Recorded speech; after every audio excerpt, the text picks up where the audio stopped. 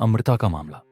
एक इज्जत की हत्या। यह कहानी अमृता की है, एक 22 वर्षीय युवती की, जो समाज की परंपराओं और अपने परिवार की रूढ़िवादी सोच की शिकार बनी। इस कहानी में प्रेम, संघर्ष और अंततः इज्जत के नाम पर हत्या जैसी घटनाएं जुड़ी हुई हैं। अमृता का मामला न केवल उसके परिवार की सोच का, बल्कि हमारे समाज के एक बहुत बड़े हिस्से की मानसिकता का प्रतीक है। तो चलिए शुरू से शुरू करते हैं। अमृता उत्तर भारत के एक छोटे से गांव में रहती थी। उसका परिवार मध्यम वर्गीय था। पिता रामलाल एक किसान थे, जो अपनी मेहनत और जमीन के भरोसे परिवार का गुजारा करते थे। मां सुमित्रा गृहिणी थीं, जो परंपराओं में रची बसी एक महिला थीं। अमृता परिवार की सबसे बड़ी बेटी थी और उसके 2 छोटे भाई थे, रवि और मोहन। अमृता बचपन से ही होशियार और आत्मनिर्भर लड़की थी। उसने हमेशा पढ़ाई में अच्छे अंक हासिल किए थे। उसकी ख्वाहिश थी कि वह टीचर बने और गांव की लड़कियों को पढ़ने के लिए प्रेरित करे, लेकिन उसका परिवार उसकी इन महत्वाकांक्षाओं से सहमत नहीं था। रामलाल का मानना था कि लड़कियों की पढ़ाई की जरूरत शादी के बाद खत्म हो जाती है। गांव के माहौल में लड़कियों को उनकी इच्छाओं के मुताबिक जीने की छूट नहीं थी।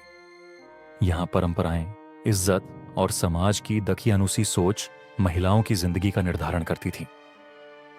प्रेम की शुरुआत अमृता ने 12वीं कक्षा के बाद पास के कस्बे के एक कॉलेज में दाखिला लिया।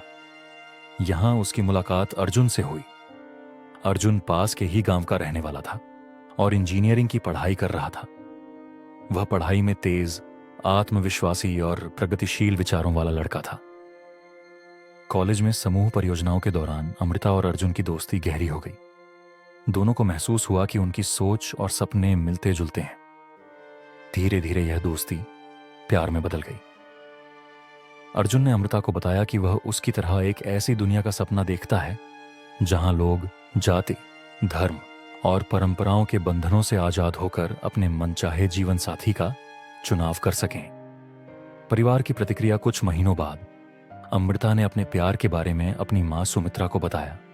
उसने अर्जुन के गुणों के बारे में बात की और कहा कि वह उससे शादी करना चाहती है। सुमित्रा ने यह सुनते ही घबराकर रामलाल को बताया। रामलाल के लिए यह खबर किसी सदमे से कम नहीं थी। उन्होंने अमृता को बुलाकर डांटते हुए कहा, तुम्हें क्या हो गया है?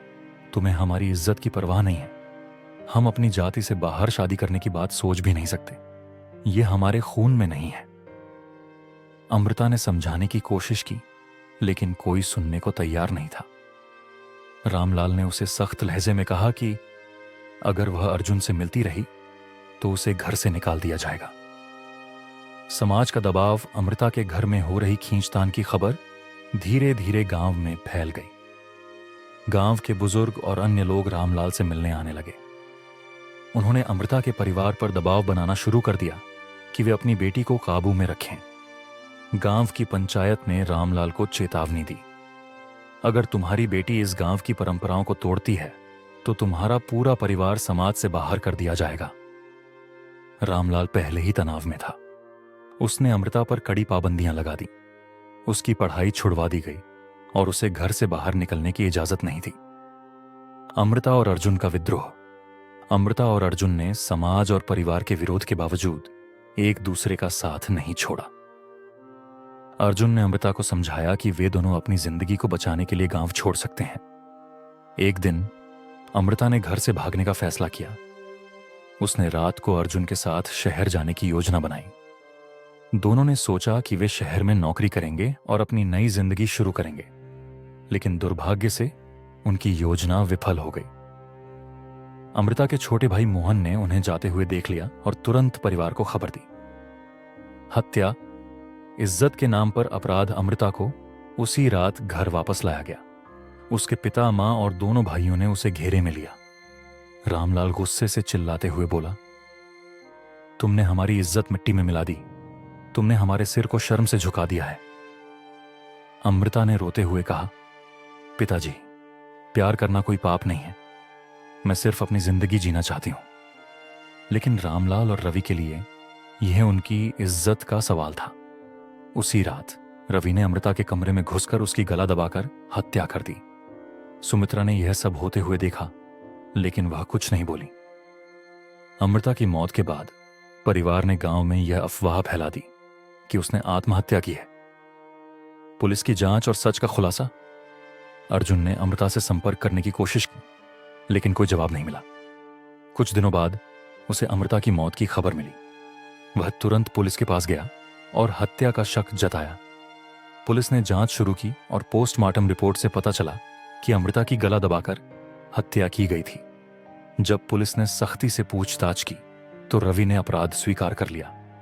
उसने कहा, मैंने अपनी बहन को मारा क्योंकि उसने हमारे परिवार की इज्जत को दांव पर लगा दिया था। रामलाल और सुमित्रा ने भी रवि का समर्थन किया। उनका कहना था कि उन्होंने सही काम किया। अमृता का मामला, न्याय और सबक। रवि और रामलाल को गिरफ्तार कर लिया गया।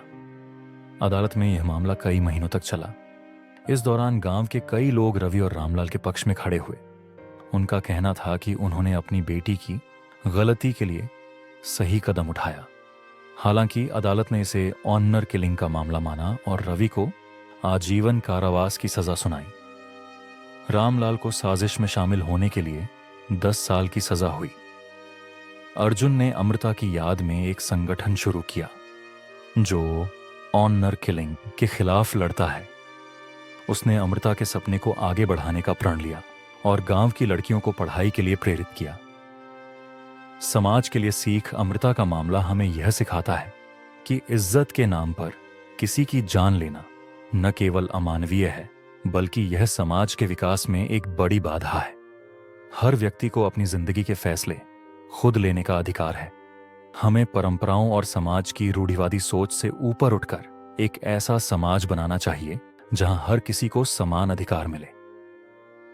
अमृता का सपना भले ही अधूरा रह गया, लेकिन उसकी कहानी ने कई लोगों को सोचने पर मजबूर कर दिया। यह मामला न केवल एक परिवार की त्रासदी थी, बल्कि पूरे समाज के लिए एक चेतावनी है। अगर ये वीडियो आपको पसंद आई हो तो वीडियो को लाइक और चैनल को सब्सक्राइब जरूर करें।